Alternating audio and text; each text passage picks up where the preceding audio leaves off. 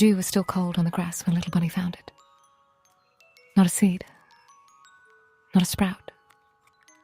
A green top, thick as a finger, poking from the soil near the old stone wall. He had passed this spot 100 times, morning and evening, rain and sun. But this morning, the top was different, broader, darker. It seemed to pulse with something hidden beneath. Little bunny touched it with one paw.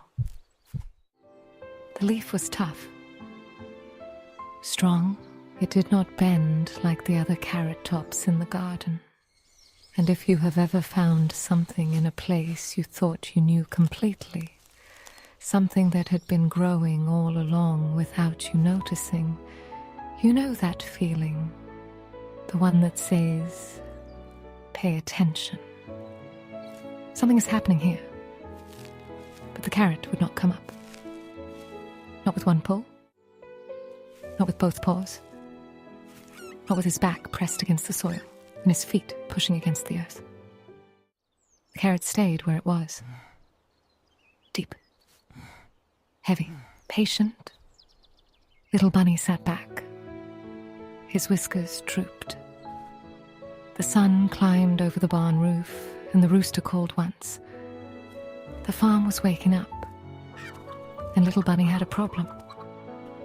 The problem was not that the carrot was too big. The problem was that he wanted it so badly, he had forgotten how to wait. Farmer Gray appeared at the garden gate. He was old. His hands were the color of dried earth. He leaned on the gate and watched little bunny for a long time without speaking. Then he said, without moving his eyes from the carrot top, some things take more than one morning to come out of the ground.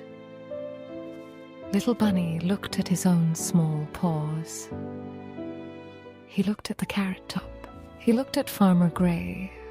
And if you have ever been told something you did not want to hear, something that asked you to be patient when you wanted to pull and pull and pull, you know the weight of that moment. That weight is a good thing to sit with for a moment, if you want to keep learning what the soil teaches. Patience, waiting, the quiet work that happens underground. Then subscribe so these stories can find you each night. And in the comments, tell us about a time you had to wait for something. A seed, a season, a surprise. We would love to hear what grew while you waited. I watered it. I watched it. But I planted it, little bunny said. I watered it. I watched it every day. Farmer Gray nodded. He came through the gate and knelt beside the carrot top. He did not pull it. He touched the soil around it with 2 fingers. The soil knows things we forget, he said. It knows that roots grow deep before they grow strong. It knows that the best carrots are the ones that take the longest. Little bunny looked at the green top. He looked at the ground. He sat down in the dirt beside Farmer Gray. Farmer Gray did not say anything else. He just sat there. His knees cracked. His breath was slow. The sun moved across the garden and the shadows of the tomato plants shifted. And here is the thing that happened next. Little bunny stopped wanting to pull. He started wanting to understand. He pressed his nose to the soil. He closed his eyes. He breathed in the smell of wet earth and old roots. There was a story under there. A story he could not see. A story about a seed that had fallen into the ground, about the rain that had soaked it, about the worms that had tunneled around it, about the days and nights that had passed while the carrot grew. The carrot had been growing while little bunny slept. while he ate his breakfast, while he chased a butterfly across the meadow. While he was doing other things, the carrot was down there getting bigger, getting deeper, getting ready. Farmers who work fields like Green Meadow have learned something important. Deep soil keeps carrots sweet. Not fast soil. Deep soil. The kind that takes time. A study of children found that touching soil calms the body. The same soil Little Bunny was pressing his nose into right now. The same soil that held the carrot.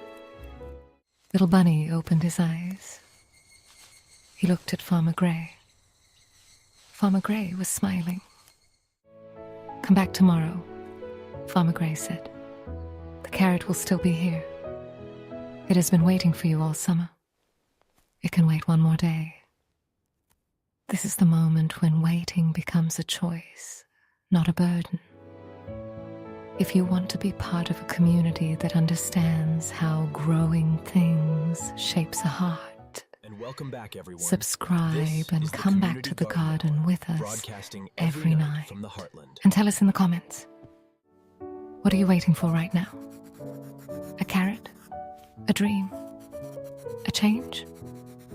We will wait with you. Little Bunny stood up. His fur was dirty. His paws were dark with earth. He looked at the carrot top one more time. It seemed to nod in the morning breeze. He walked back to the barn. He did not look back. But that night, when the stars came out and the crickets began their slow song, Little Bunny could not sleep. He lay in his nest of hay and stared at the dark shape of the barn roof. The carrot was out there, waiting, growing, getting sweeter. And here is the beautiful part. The carrot was growing even when Little Bunny was not watching it, even when he was asleep, even when he was thinking about something else. The world keeps going.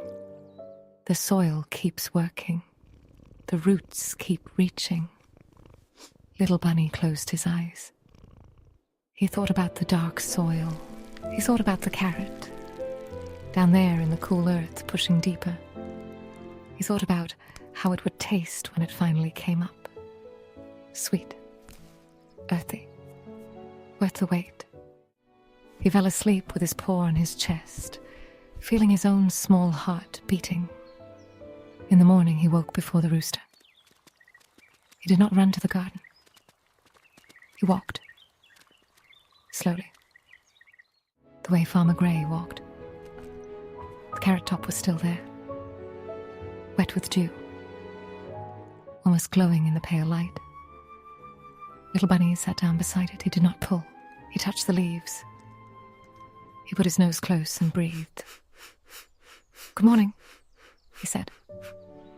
And the carrot did not answer. But the soil seemed to sigh, as if it was glad he had finally understood. Little Bunny spent the whole day near the carrot. He watered the soil around it. He pulled a weed that was growing too close. He talked to it. Something important to tell Quiet you, things. but you must promise Secrets. not to tell the others. And if you have ever talked to a plant even once, The sun is almost even in private, you know that feeling. I have a secret. The feeling that maybe, just maybe, the plant hears you. Not with ears, but with roots, with leaves, with the whole slow green body of it.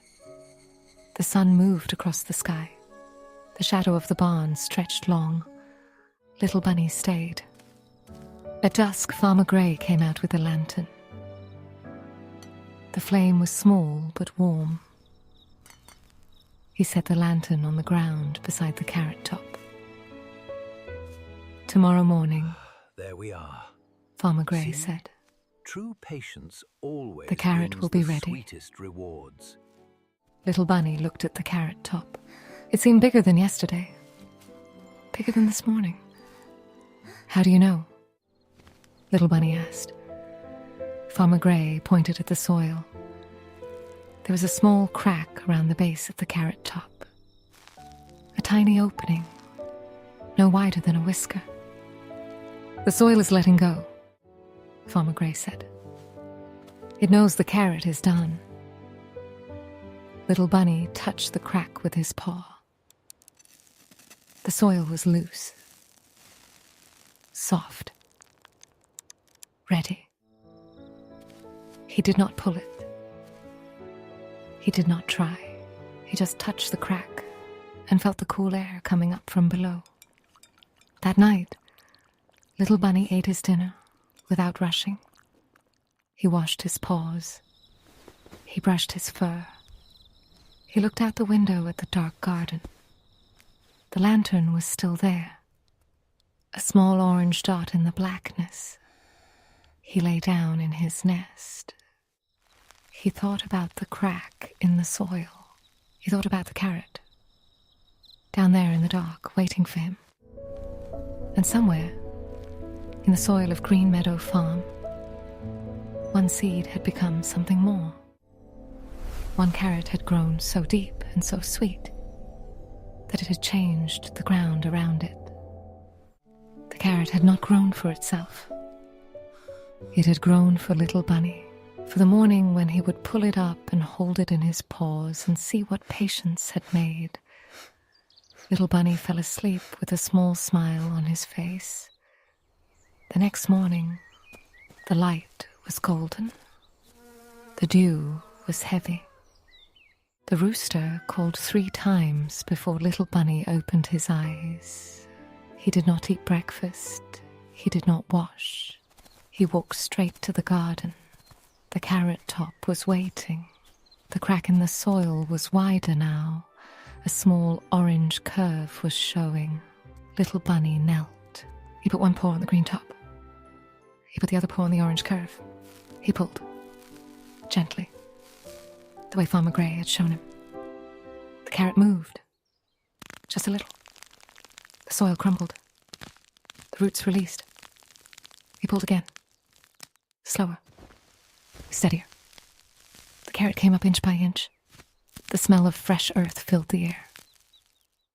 And then it was free. The carrot was huge, long and thick, and orange like the last light before dark. Dirt clung to its skin like tiny jewels. Little Bunny held it with both paws. It was heavier than he had expected, warmer, real. He looked at the hole where the carrot had been, a dark space in the soil, empty now.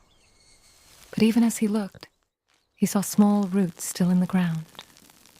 The soil was already settling, already getting ready for the next seed. Little Bunny carried the carrot to the barn. He did not run. He walked, slow and careful, the way you carry something that took all summer to grow. Farmer Gray was at the barn door. He looked at the carrot. He looked at Little Bunny. "Good carrot," Farmer Gray said. Little Bunny nodded.